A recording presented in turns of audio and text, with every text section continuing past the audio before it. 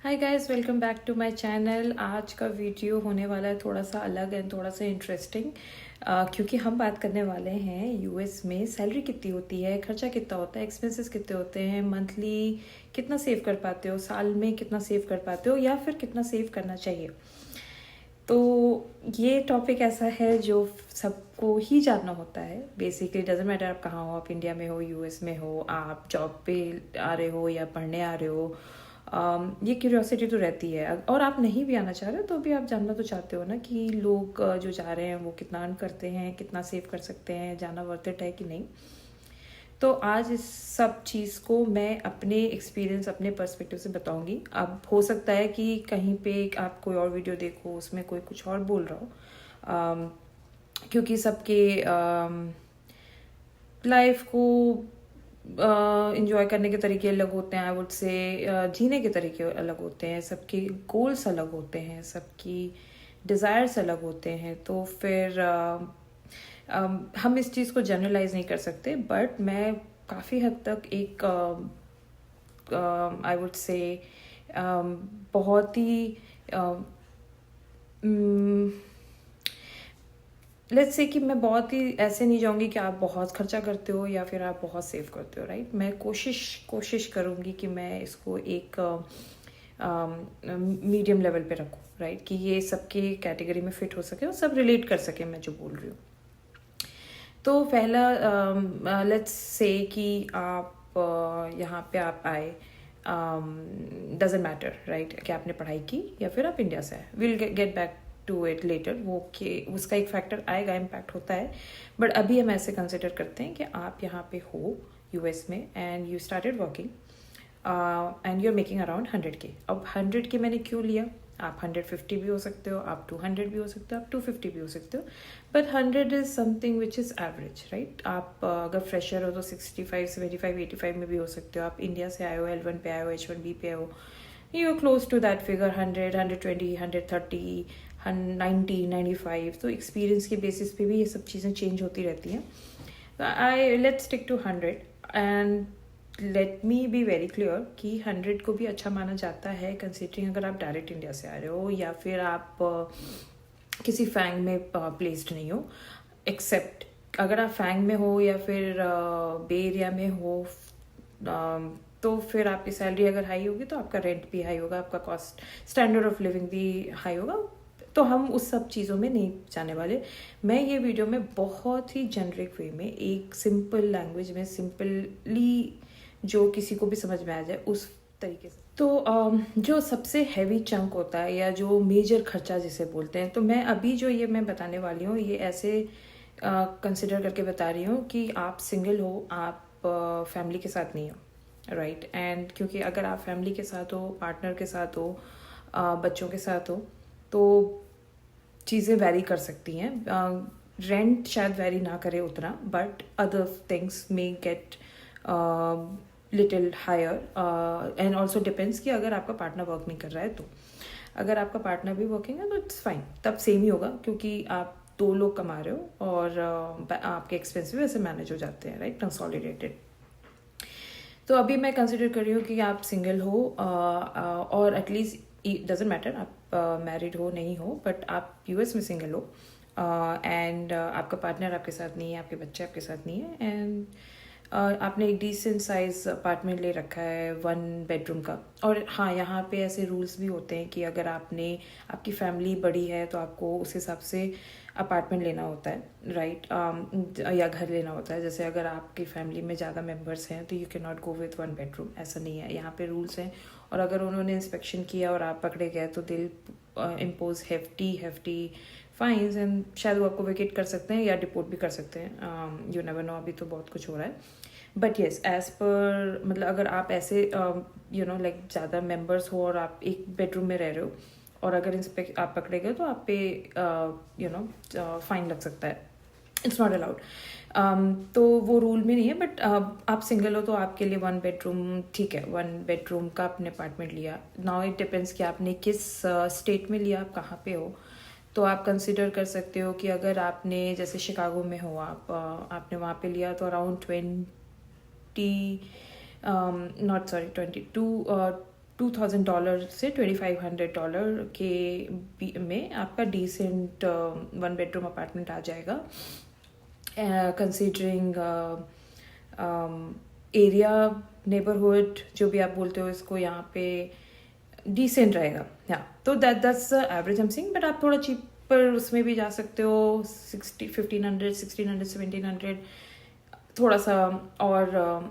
But अगर आप single हो तो आप कहीं भी रह सकते हो, कंसीडरिंग सेफ एनवायरनमेंट। बट जैसे बच्चे हैं तो आपको स्कूल एरिया कोड के हिसाब से वो नेबरहुड देखना पड़ता है, तो ऑब्वियसली प्राइसेस को हाई। तो मैं उस हिसाब से बता रही हूँ कि अगर आप 2000 से 2500 दे रहे हो, that is like really good neighbourhood, decent amount, और अच्छा है। सारे स्कूल्स भी मिलेंगे, मार्केट्स भी मिलेंगे, सब कुछ मिलेगा। थोड़ा सा अगर वॉकिंग डिस्टेंस, वॉक तो यहाँ कोई करता नहीं है, but I am just saying कि to let you make you understand. फिर नेक्स्ट जो मेजर एक्सपेंस होता है वो ग्रोसरी का होता है। अगर आप सिंगल हो तो आप मान के चलो 200, 250, मेल फीमेल पे भी डिपेंड करता है, but on an average 250, 300 maximum मैं बोल रही हूँ। क्योंकि अगर आप अमेरिकन स्टोर से मंगा रहे हो तो उतने एक्सपेंसिव नहीं होंगे। इंडियन ग्रोसरी ज़्यादा एक्सपेंसिव आते हैं, जो मेरी अंडरस्टैंडिंग है। अगर मैं वहाँ से ऑर्डर करती हूँ और मैं अगर यहाँ पे अमेरिकन स्टोर से करती हूँ तो प्राइसेस में काफ़ी डिफरेंसेस होते हैं। बट हम ऑब्वियसली एकदम तो अवॉइड नहीं कर सकते इंडियन फूड, राइट? तो हम कुछ ना कुछ ग्रोसरीज तो ज़रूर ऑर्डर करेंगे। तो considering all that I feel 250 तक जाता है for a single person. And then your if you have a car and if you have insurance, तो वो सब कुछ का भी आई थिंक डिपेंड कि आपने EMI पे लिया है कि आपने पूरी खरीदी हुई है कार, खुद फाइनेंस की है। So I would say up to 700-800 उसका आ जाता है डॉलर्स पर मंथ। कितना ड्राइव कर रहे हैं, कितना उस सब पे भी डिपेंड करता है। तो I am keep taking it up कि हायर एंड पे मैं बोल रही हूँ थोड़ा सा। तो 1000 मान के चलो आपकी आपने किया, और 250 आपने ग्रोसरी पे खर्चा किया, and then 250 I would say other utilities, जैसे कि उसमें आपका आता है electricity bill, renters insurance, and then your phone bill, wifi. तो कुछ यहाँ पे जो अपार्टमेंट्स होते हैं वो रेंट में ही बहुत सारे कॉस्ट, जैसे जो मैंने बोला 2000 से 2500, उसमें आपके कुछ चार्जेस कभी कभी ऐड अप होके भी आ जाते हैं, जैसे कि आपका गैस बिल हुआ, या अगर गैस पाइपलाइन है, नहीं तो फिर अगर आपका बर्नर्स हैं, इंडक्शंस हैं, तो वो फिर ऑब्वियसली आपके इलेक्ट्रिसिटी बिल में अलग से आएगा।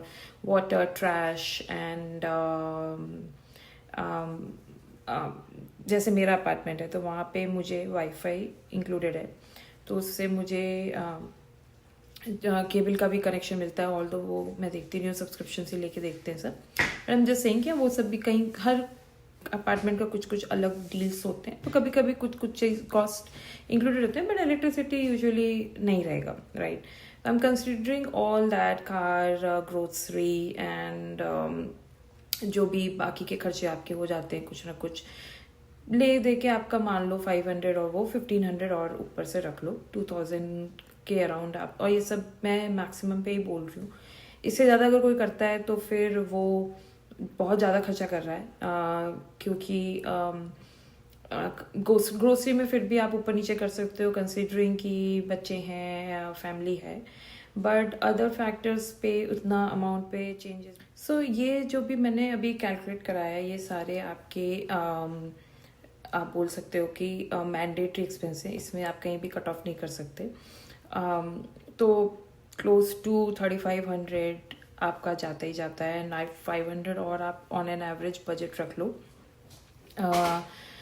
साल में आप कहीं घूमने गए, लोकल घूमने गए, कॉन्सर्ट्स चले गए, क्लबिंग चले गए, डिपेंड, क्योंकि मैंने बोला सिंगल अगर आप रह रहे हो तो फैमिली के साथ भी जाते हैं लोग, जैसे बट अगर आप सिंगल हो, आप ज़्यादा ट्रैवल करते हो, आप ज़्यादा बाहर खाते हो, उस पॉइंट से आई एम सेइंग कि फिर भी 500 एवरेज मैंने रखा है। ज़रूरी नहीं है कि आप वो हर मंथ एक्सपेंस में जा रहा है आपका, बट आप कर रहे हो अगर। और मैंने बोला भी ना कि मैं बहुत ही कंजूस वाले सेगमेंट में नहीं जाऊंगी, मैं बहुत ही खर्चीले वाले सेगमेंट में नहीं जाऊंगी, मैं एक एवरेज लेके चलूँगी, कंसीडरिंग कि we are enjoying and we are spending, एंड उसके बाद आप कितना सेव कर सकते हो। तो ये उस पॉइंट से, उस thought process I am saying this. तो ज़रूरी नहीं है कि आप 500 हर मंथ खर्च कर रहे हो, बट आप एवरेज लेके चलो अगर, क्योंकि यहाँ पे क्या होता है ना कि अगर आपको किसी ट्रिप पे जाना है एंड अगर आप रोड ट्रिप नहीं कर रहे हो, आप बाई फ्लाइट जा रहे हो, बाई एयर जा रहे हो, तो फ्लाइट टिकट्स भी के चार्जेस आएंगे, डिपेंड करता है। आप अगर अकेले जा रहे हो तो फाइन, बट अदरवाइज आप फैमिली को लेके जा रहे हो तो उनके भी आएंगे अगर आपका पार्टनर अर्न नहीं कर रहा है, राइट।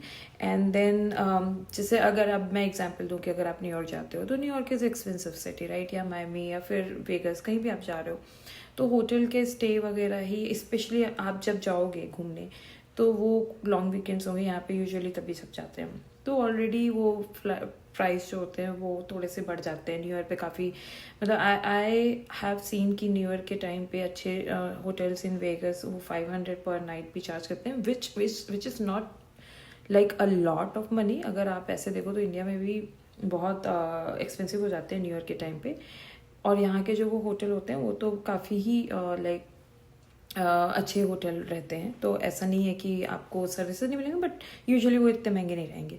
तो वैसा हो जाता है, तो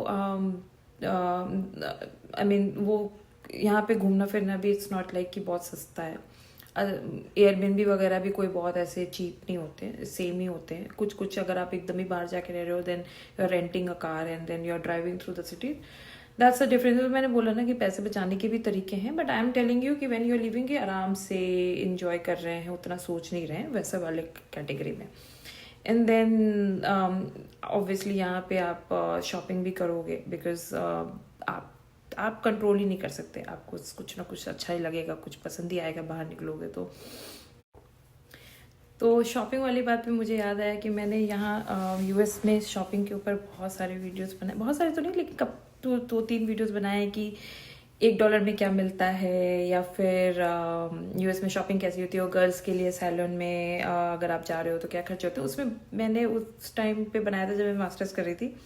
अगर आपको नया वीडियो चाहिए होगा, लेटेस्ट वीडियो चाहिए होगा, तो आप बताइएगा मुझे कमेंट सेक्शन में, मैं ज़रूर नया ब्लॉग लेके आऊँगी उसके ऊपर, जो जिसको मैं बोल सकती हूँ लेडीज स्पेशल, कि आप गर्ल्स के जो भी क्वेश्चंस हैं, आपको कुछ जानना है कि यहाँ पे किस चीज़ के कितने कॉस्ट होते हैं पर्टिकुलरली, तो आप मुझे कमेंट कर सकते हो, या फिर इंस्टाग्राम चैनल पे you can put your questions and I'll definitely come up with a video. But yes, getting back to what we were saying कि shopping वगैरह भी होती है, तो I'm considering 500 and which is a very decent amount. I mean, trust me guys, I'm not saying a lot of money, क्योंकि आप जब बाहर निकलोगे तो खर्चे हो जाते हैं, right. Considering if you are with family तो और भी हो सकते हैं, बट मैं तो 500 ऑन एन एवरेज लेके चल रही हूँ साल का, सॉरी मंथ का, फॉर अ ईयर। तो 2000 rent and then 1500 rest of the stuff, and then 500 is your basically shopping, travel and all that. So up to 4000 तो आपका ये फिक्स खर्चा हो ही जाता है। एंड अगर फैमिली होती है तो आपको उनके इंश्योरेंस करवाने पड़ेंगे, बच्चों के इंश्योरेंस करवाने पड़ेंगे। I am talking about health insurance, जो कि बहुत नेसेसरी है। Even if your company is paying for part of it, still वो आपका पे चेक टू पे चेक जाता है, डिपेंड करता है। तो वो सब मैंने कंसिडर नहीं किया है, कि क्योंकि I told you when I started calculating this और मेंशनिंग अबाउट जो भी खर्चा है, कि कंसिडरिंग कि आप सिंगल आके रह रहे हो, बिकॉज फैमिली के लिए बहुत चीज़ें वेरी करेंगी। बट कुछ चीज़ों में फैक्टर से मैंने थोड़ा सा अमाउंट अप रख दिया, जैसे कि मैंने कार का 1000 रखा। अगर आपकी फैमिली नहीं है, आप कम ड्राइव कर रहे हो, तो वहाँ पे आप थोड़ा सा सेव कर सकते हो। आपकी EMI पे डिपेंड करता है, यूजुअली 500 रहती है, एंड 500 मैंने ऊपर का रखा है, जो कि थोड़ा सा हायर एंड पे ही है, और कम में भी हो सकता है, insurance and gas and all that. And then grocery वगैरह, बट मैंने ग्रोसरी में कम रखा था, तो वो उधर बैलेंस हो जाएगा। So just to get a rough figure, and then 500 ऊपर से आप रख लो। अगर आपके कोई और लोन्स हैं, कोई और EMIs हैं, कंसिडरिंग अगर आप स्टूडेंट हो, या फिर आपके पास कोई होम लोन है, या फिर आपको घर पे भेजने हैं, कुछ भी हो सकता है, या फिर आप इंडिया ही ट्रैवल कर रहे हो, तो उसमें भी आपके खर्चे होते हैं। तो आप अगर 100K पे हो, सो डिपेंड करता है आप किस स्टेट में हो, तो स्टेट टैक्स है कि नहीं, बट ऑन एन एवरेज अगर हम मान लेते हैं कि आपकी 100K सैलरी में आप, एंड ऑल्सो डिपेंड्स कि आप कितना 401K कट करवा रहे हो, अपने इंश्योरेंस एंड अदर आपने कौन सा प्लान ले रखा है, all considering all that factor, but I would से आपका 5500 के 6000 के अराउंड सैलरी आ जाएगी मंथली। तो फिर अगर हम कंसिडर करें कि आपका ये सारे एक्सपेंसेस जो थे 4500 से हैं, तो 1500 अराउंड आप सेव कर सकते हो। साल का आप कैलकुलेट करो, $12,000 हुआ अप्रॉक्सीमेटली। और अगर आप और 6000 एग्जैक्टली आपकी सैलरी आ रही है तो फिर आप थोड़ा और सेव कर सकते हो। बट हम मिनिमम लेके चलेंगे तो $12,000 पर मंथ सेव हो सकता है आपका,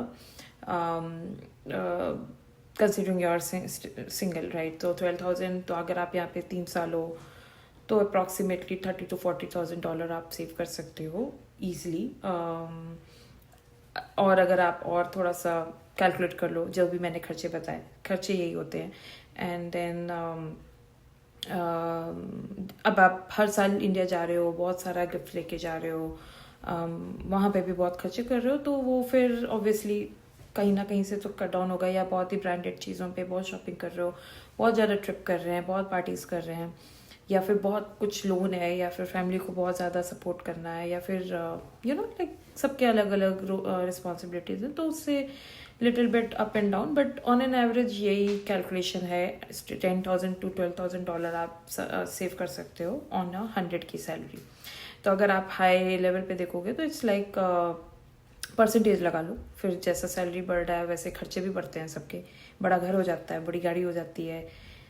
So yeah, that was it from my end. I think this is my take on like how much you can save. Feel free to comment आपको क्या लगता है, आपके क्या opinions हैं, and make this video a little more interactive so that बाकी audience भी involve हो। And please do not forget to like, share and subscribe to my channel. And yeah, that will be all for this video. Talk to you soon, guys. Thank you.